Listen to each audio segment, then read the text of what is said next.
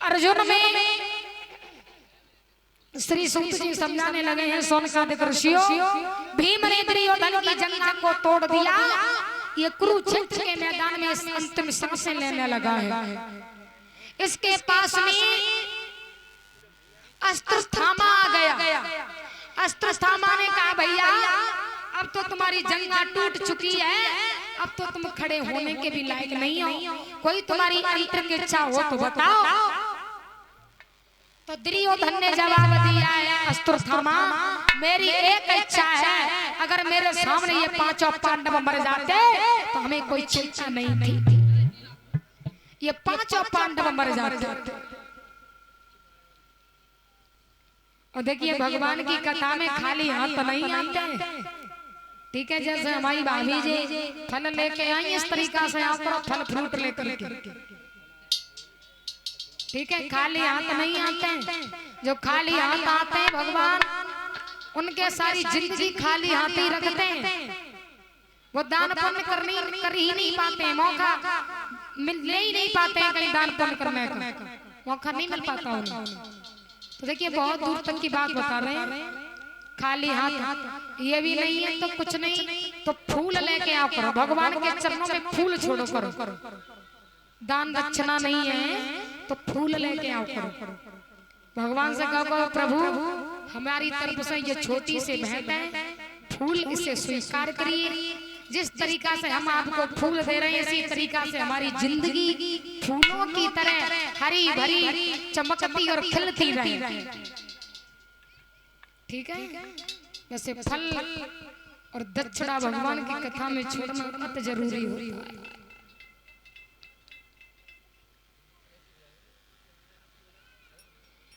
इधर अस्त्र थामा से कहा है कि पांचों पांडव मर जाते तो हमसे बड़ा कोई सुखी नहीं था। अस्त्र थामा ने कहा कि हम जा रहे हैं, पांचों पांडवों के शीश काट करके ले आएंगे। अस्त्र थामा चला है आधी रात्रि के वक्त में, भगवान को मालूम पड़ गया तो भगवान ने मौत का ट्रांसफर कर दिया। किस तरीका से किया, जिस जगह पर पांचों पांडव सोते थे उस जगह पर कन्हैया ने पांडवों के पांचों पुत्र सुला दिए, और जिस जगह पर पुत्र सोते थे उस जगह पर पांचों पांडवों को सुला दिया। उसी रात को, जिस रात को ये अस्त्र थामा चला है, तो देखा है डेराओं में मैया द्रौपदी अपने पुत्रों को लेकर के सो रही है। जा करके इसलिए पुत्रों के शीश काट लिए। जरा जरा से मासूम बच्चे हैं द्रौपदी के, पांचों बेटाओं के शीश काट लिए अस्त्र थामा ने, और शीश काट करके लेके आए। दुर्योधन ने शीश पकड़े, हथेलियों से मिसले तो वो चटनी हो गए। अस्त्र थामा को ये दुर्योधन बुरा भला कहने लगा नालायक, मेरी दुश्मनी मेरे भाइयों से थी, मेरे पुत्रों से नहीं थी, ये तो मेरे जरा जरा से भतीजे थे। तूने तो मेरे वंश की बेल को उजाड़ दिया, तूने तो मेरे कुल के दीपक को बुझा दिया। मैया द्रौपदी ने देखा है डेराओं में खून की नदियां बह रही हैं, पांचों बेटाओं की लहस लेकर के मैया रो रही हैं।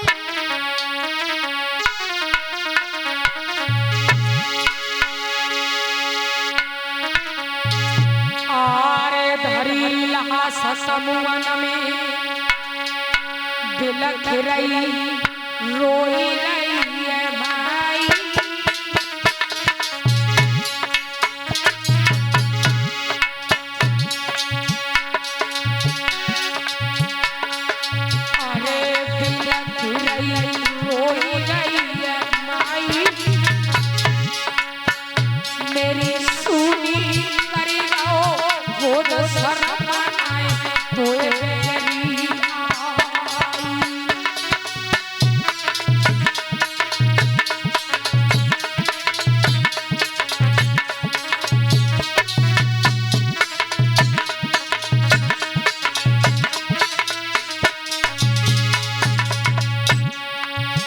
देखिए जिस मैया का जिस मैया के 5 पुत्र एक ही बार में मर जाएं, उस माँ को क्या नजर आए?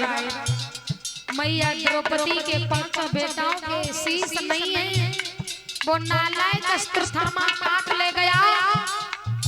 मैया बेटाओं को गोद में ले लेती है, 5 बेटाओं को छाती से लगा करके रो रही है, बेटा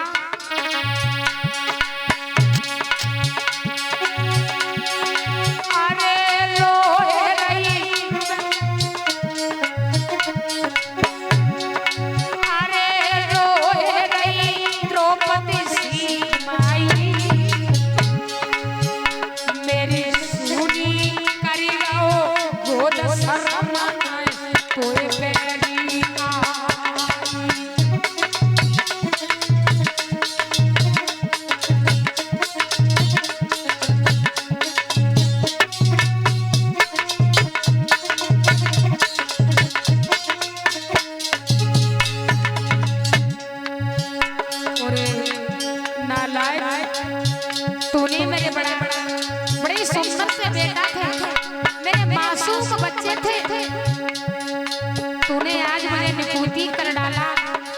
कहाँ मैं 5 बेटाओं की माँ थी, आज तूने इतना भी नहीं छोड़ा जो कि मेरे से एक भी बेटा माँ कह लेता था। अरे अल्लाह मेरे सोबत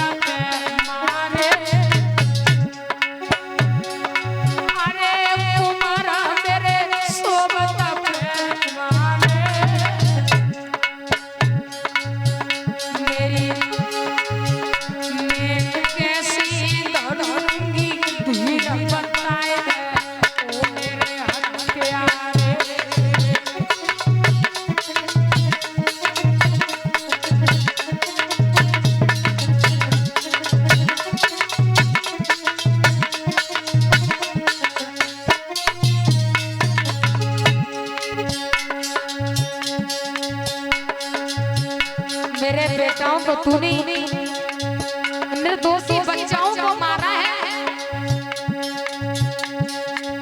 तेरे कर्मों की सजा तुझे भगवान के द्वारा मिलेगी। अरे रो रही द्रौपदी सी मैया,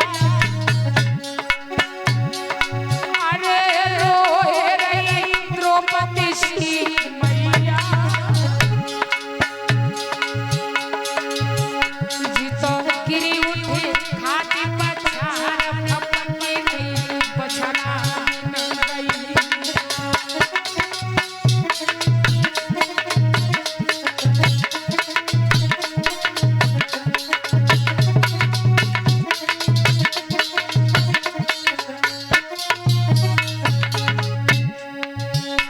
मैया द्रौपदी पचार खा करके रो रही है, बिलख रही है, बेटाओं को छाती से लगा करके आवाज लगा रही है, बेटा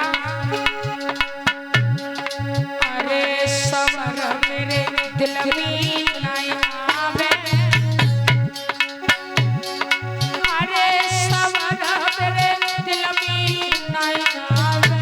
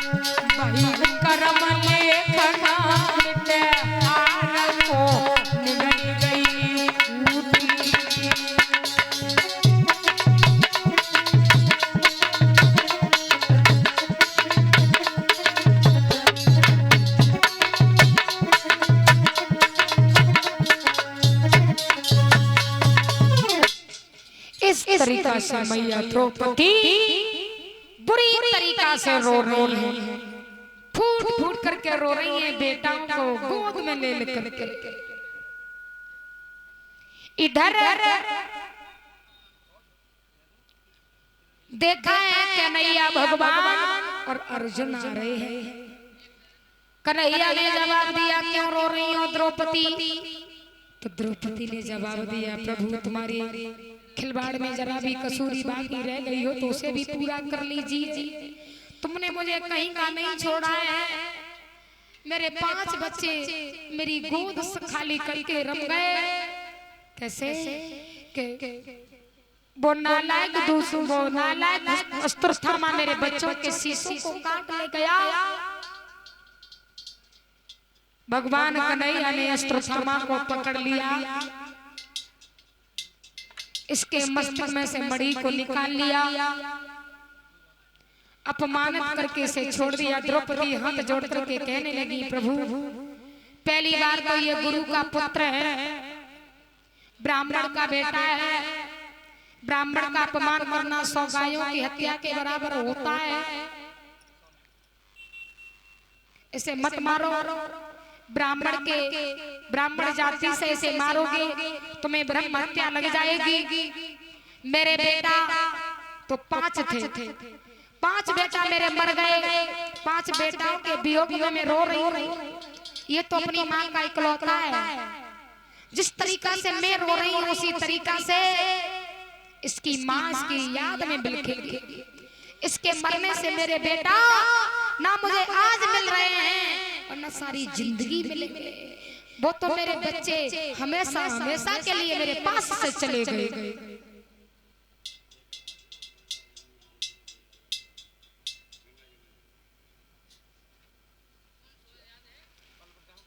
इधर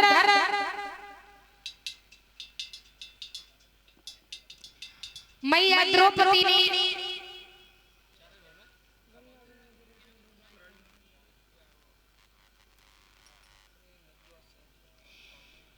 द्रौपदी ने अश्वत्थामा को छुड़वा दिया।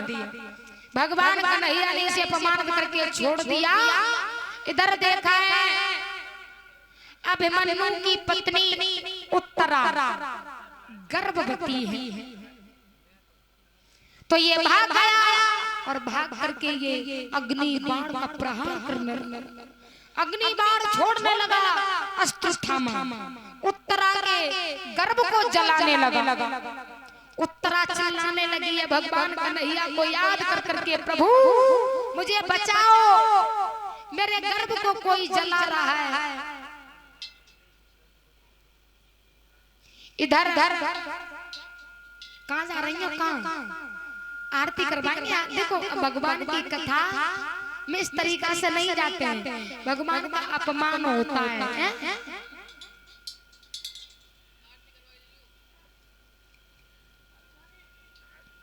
बैठ बैठ।